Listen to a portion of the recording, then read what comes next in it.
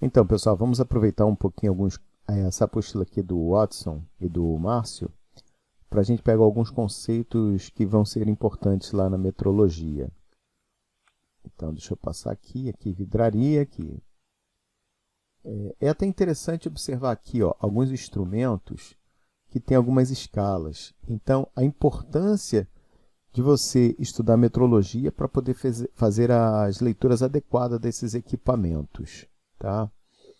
O mais importante não é exatamente a leitura, mas é também você saber como escrever e como interpretar alguns documentos que poderão no futuro vir para vocês. Então, observa aqui, vamos trabalhar aí arredondamento, notação científica, algarismos significativos, basicamente até aí. Precisão e exatidão a gente já viu anteriormente. Então, vamos lá. Arredondamento é algo muito simples, acho que todo mundo já até conhece, mas temos que dar uma passadinha, pelo menos para dar uma recordada. Então, quando o primeiro algarismo a ser descartado é menor que 5, o algarismo anterior não se modifica, ou seja, vamos ver aqui, em vermelho é o algarismo a ser descartado, está aqui. Em verde, o algarismo a ser arredondado. E em azul, o algarismo que já foi arredondado. Então, temos aqui 5.133,4, o 4 vai ser descartado. Veja, o 4 ele é menor do que 5, então não vou alterar o número 3, então fica 5.133. Outro detalhe aqui, outro exemplo, é 14,629. O 2 vai ser descartado, então o 2 ele é menor que 5, ele não altera o 6, continua 14,6. E outro número aqui é 12,86512. O 1 será descartado mais uma vez. O 1 aqui ele é menor que 5, portanto, ele não vai alterar o número anterior. Então, ficamos com 12,865. Perfeito. Vamos à próxima. Quando o primeiro algarismo a ser descartado é maior do que 5, então, eu pego o número anterior e acrescento ele uma unidade. E aí teremos assim, era 5.133, agora vírgula 6. Então, o 6 é maior do que 5, ele vai atuar aqui no anterior e fica 5.134. 14,679. O 7 vai sair maior do que 5, ele atua em cima do 6 e faz o 6 arredondar para 7. Ficamos com 14,7. E da mesma forma, aqui no último número, onde o 9 ele vai ser descartado, por ele ser maior que 5, ele vai influenciar e arredondar o 5, e ficamos aqui com 12,866. Até aí, está simples. Número maior, número menor, e quando o algarismo a ser descartado é igual a 5. Bem, aí temos duas situações. A primeira, se depois do 5 vier algum número diferente de 0. Então, observamos aqui o primeiro número, o 5 está aqui, após o 5 é o 3, é diferente de 0. Após o 5 é o 0,9, é diferente de 0. Após o 5 é o 0,0001 e é diferente de 0. Então, o algarismo anterior ao 5 é acrescido de uma unidade. Neste caso, temos o 3 e o 5 influencia aqui. Esse 3 vai para 4, ficamos com 5.134. Da mesma forma aqui, depois do 5 tem 0,9, é maior que 0. Então, o 5 vai arredondar o 7, que vai para 8, ficamos 14,8. Aqui também, 0,00, desculpa, não tem vírgula, né? 0,0001 é diferente de 0. Portanto, eu vou acrescer uma unidade à frente deste 5 aqui e vamos ficar com 12,86. Isso é uma possibilidade. A outra possibilidade é se o número 5 for seguido por 0, ou se não tiver nada atrás dele. O 0 ou nada é a mesma coisa. Portanto, vamos ver aqui. Se o algarismo anterior for par, ele não se modifica. Se o algarismo anterior for ímpar, ele é acrescido de uma unidade. Por que isso? Isso é uma convenção. E convenção não se discute. Segue-se. Portanto, 5.134,5 não tem nada após o 5. E vejo o anterior. É par? É. Então, ele permanece. A mesma coisa aqui. O 5, 0, 0. Anterior é 8. É par? É. Ele permanece 14,8. 5.133,5 não tem nada, ele é ímpar. Opa, então vamos arredondar e ele passa a ser 5.134. O mesmo exemplo, 14,7500, anterior a ele é ímpar, então arredonda e fica 14,8. Arredondamento é basicamente isso. Todo mundo sabe, calcula a nota, sabe que vai arredondar para cima ou não. Exercitando. Então, temos aí 2, 4, 6, 8 exercícios para vocês fazerem. A dica que eu dou, dá uma paradinha no vídeo, anota num papel, e aí você vai fazer e ver se está acertando. Claro, não tem erro, mas é uma boa forma da gente começar a treinar isso. Para o vídeo, faz o exercício e vê se está de acordo com a correção. Então, 2,6, o 6 vai ser descartado, tem que ver se ele vai arredondar o da frente. O 1 vai ser descartado, tem que ver se ele é redondo da frente. O 5 vai ser descartado, não está em verde aqui, mas o 1 tem que saber se ele vai ser influenciado, porque após o 5 tem 0,1. É maior, é diferente de 0. Aqui, após o 5, não tem nada, mas o número anterior que deveria estar em verde é o 2. A mesma coisa aqui, ó, é um número diferente de 0 após o 5, portanto, ele deverá influenciar aqui.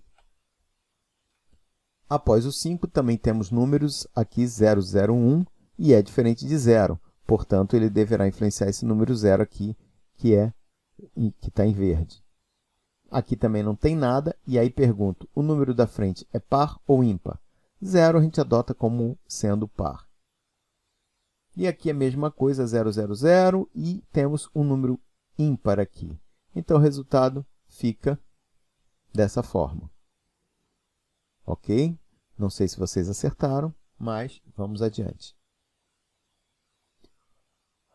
Usada para facilitar a expressão de números muito grandes ou muito pequeno, como operações com esses números, então a gente vai trabalhar a notação científica.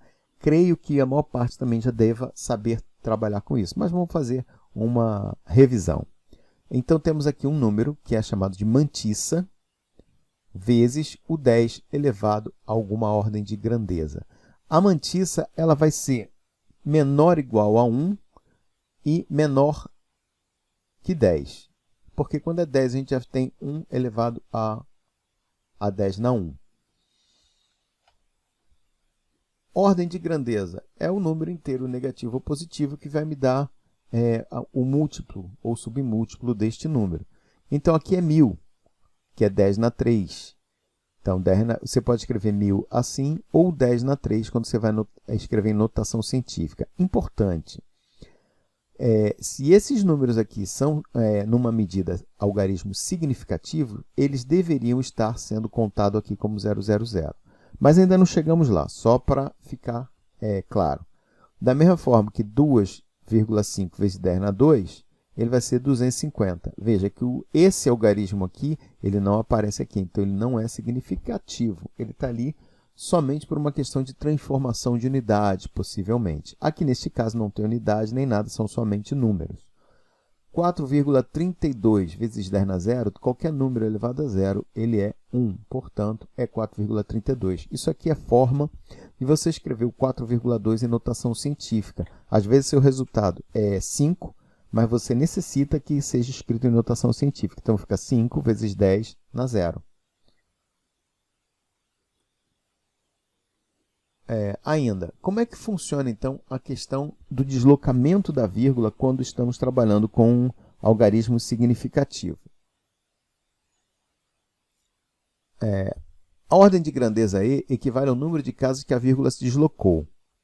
Quando a vírgula vai para a esquerda, é positivo. Quando a vírgula vai para a direita, é negativo. Quando vai para a esquerda, você está diminuindo. Ó, 1900, né? Ele andou para a esquerda e diminuiu, ficou 1,9. Então, eu tenho que compensar ele aqui, colocando números positivos. Quantas casas ele andou? Estava aqui, andou 1, andou 2 e andou 3. Então, é 10 na 3.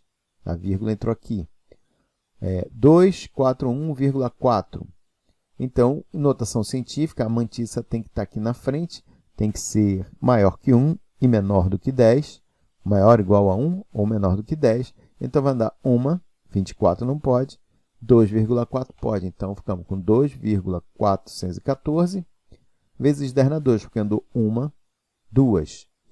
O contrário aqui também. Se eu tenho que escrever em notação científica, eu não vou escrever 0,009. Eu vou andar 1, 2, 3. Andei 3 casas para a direita, portanto, 3 negativo.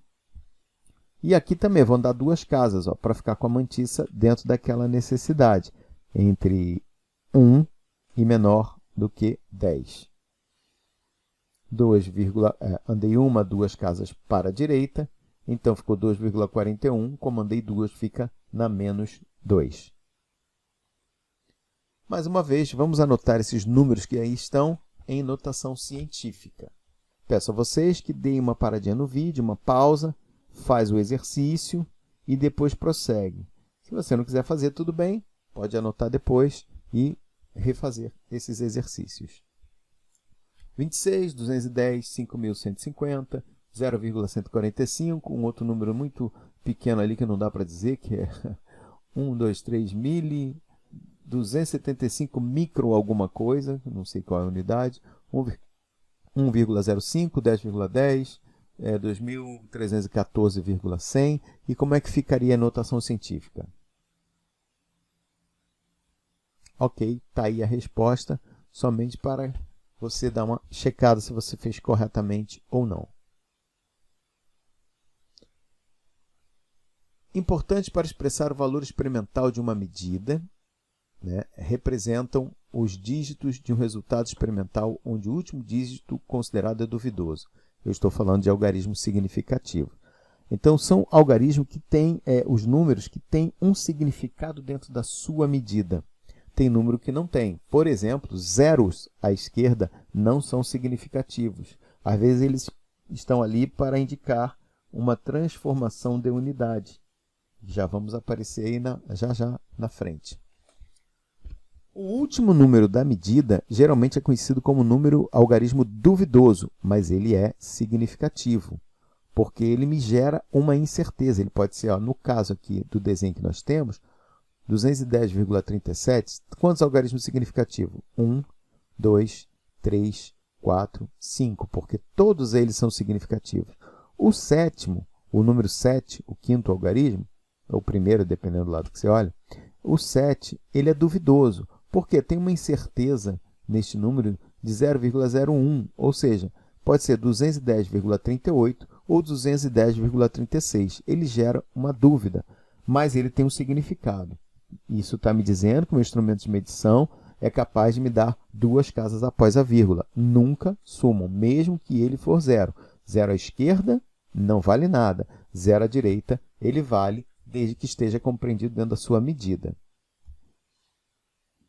Aqui um exemplozinho de como medir a barra, onde aqui temos 7, o quê? Então eu chutei. Isso aqui é um exemplo de instrumento que é analógico. Eu chutei ele aqui, então ficou entre 7 e 8, o meu resultado. Eu posso chutar um valor aqui. Neste caso aqui, ele adotou simplesmente que é 8 porque ele acha que passou da metade. Se eu tiver uma régua mais precisa, essa aqui, vamos supor que isso aqui é uma régua centimetrada, tá? E essa aqui é uma régua centimetrada, mas ela tem meios centímetros. Então, eu posso dizer que é 7,5 de certeza. Eu não posso dizer que é 7,6 ou 7,7, porque eu não tenho essa certeza. E aqui o outro, ele já é uma régua milimetrada. Ele me mostra aqui, por exemplo, que é 7,7. Se você observar aqui, o 7 está na mesma direção. 7,5, 7,6, 7,7. Ficou melhor. A incerteza absoluta dessa régua aqui é 0,1 centímetro. Ou seja, espera aí.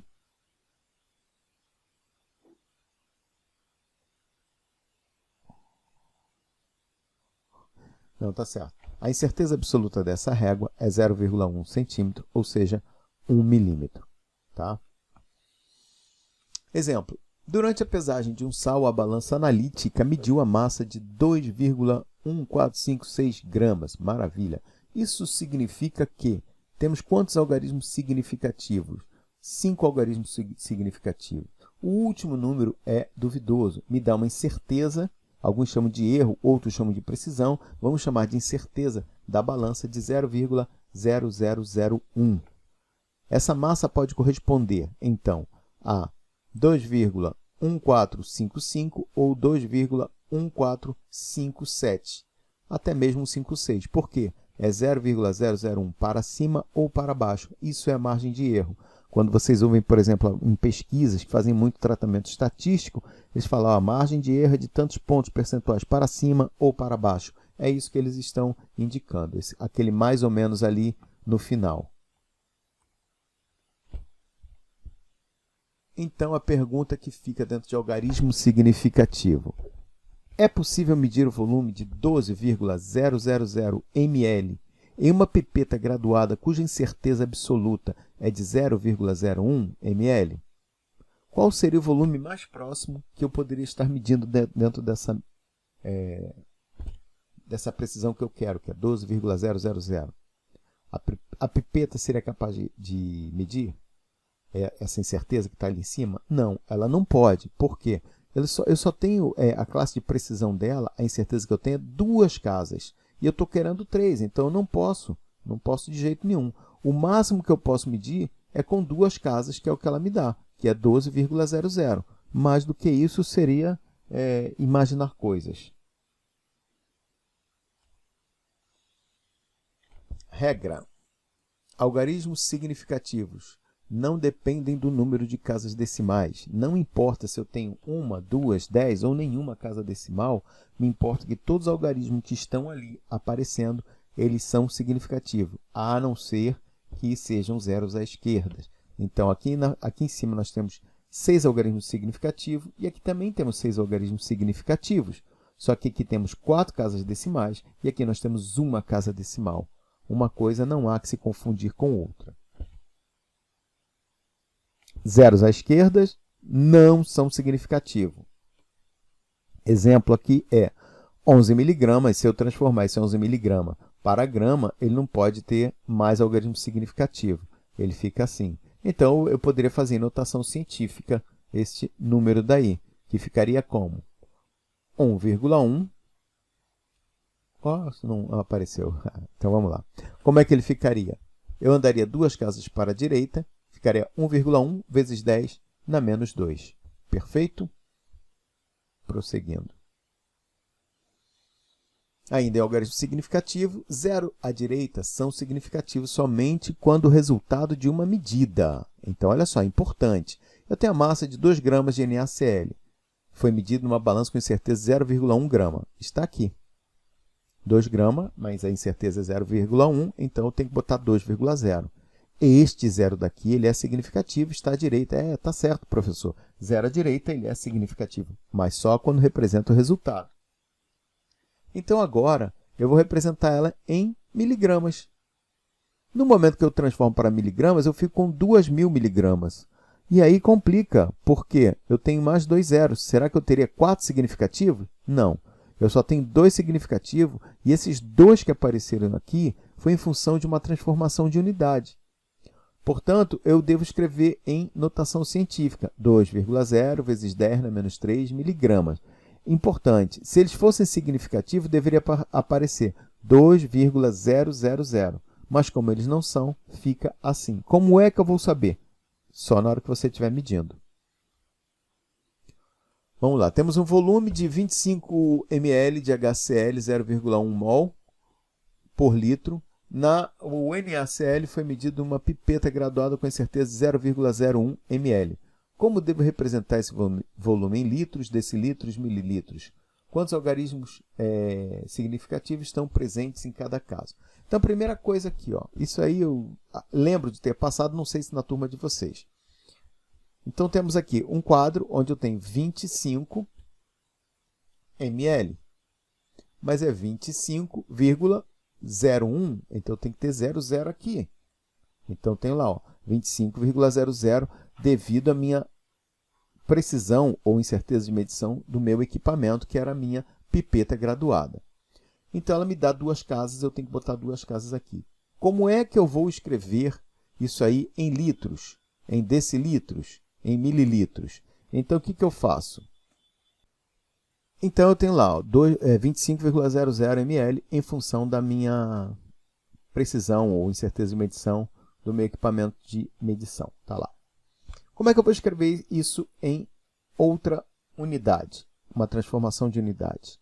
Eu simplesmente vou pegar a vírgula que estava aqui, lendo em ml. Em decilitro, por exemplo, eu vou jogar lá para frente a vírgula.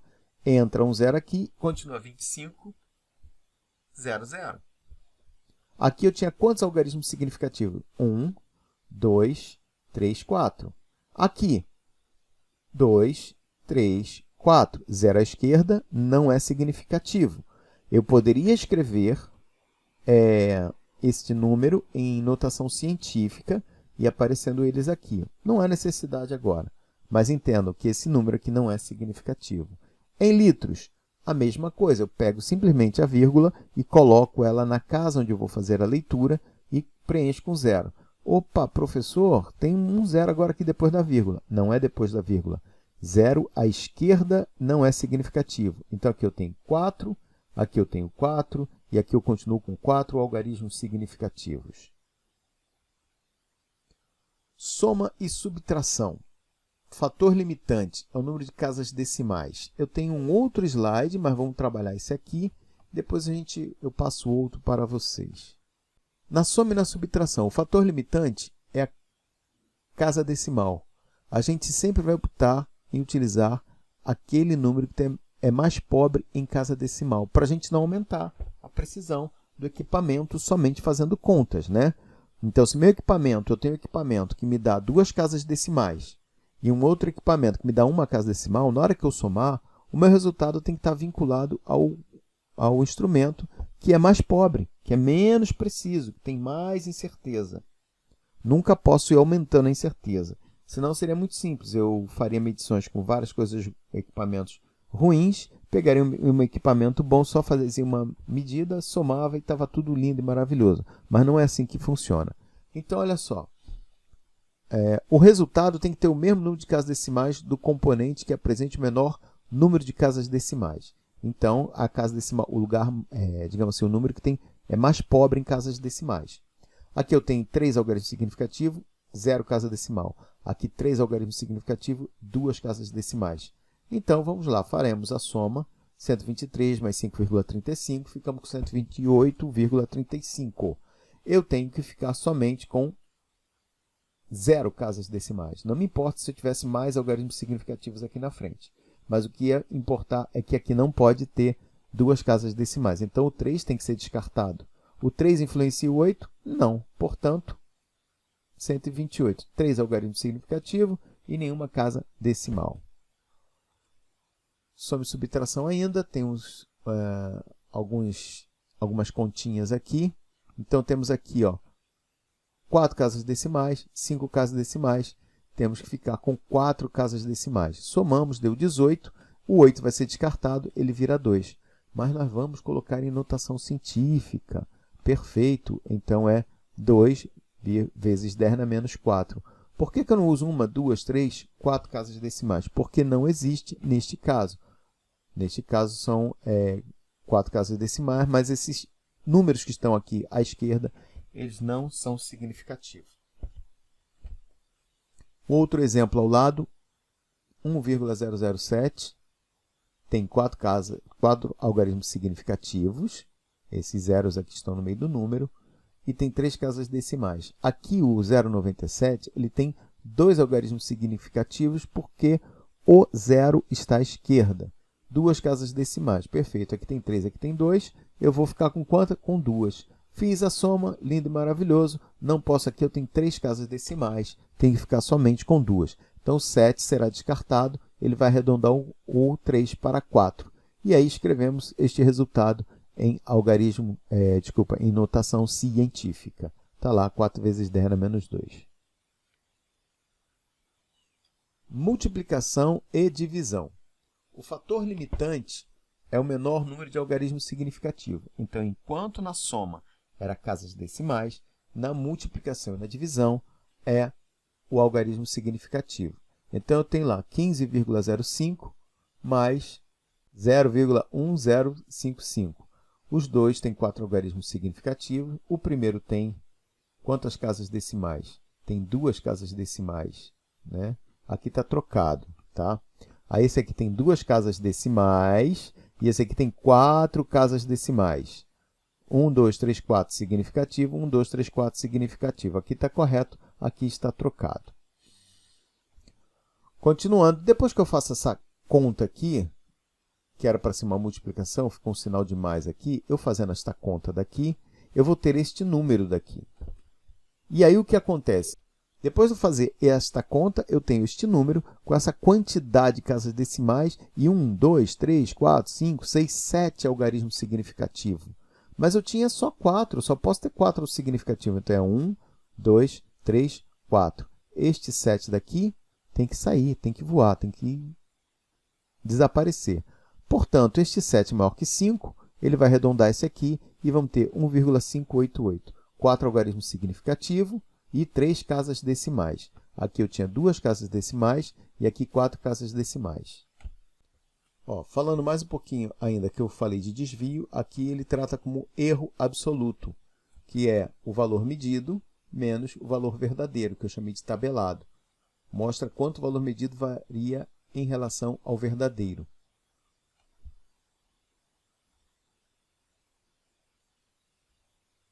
Erro relativo é quando a gente pega o erro absoluto, que é aquela subtração, e dividimos pelo valor verdadeiro, ou valor tabelado.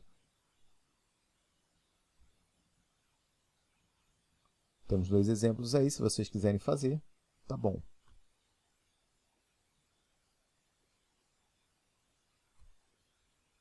E o desvio absoluto.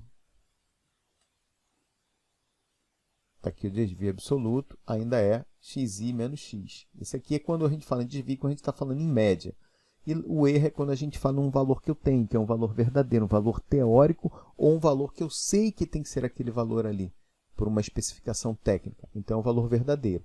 Aqui, por exemplo, quando você tem algo que você não conhece, você vai fazer várias medidas para achar uma média e vai ver que cada medida, quanto que ela desviou do seu valor médio, que seria o valor verdadeiro, mas não é exatamente. Aqui, como achar a média, acho que eu dispenso a apresentação de como é que a gente vai achar uma média.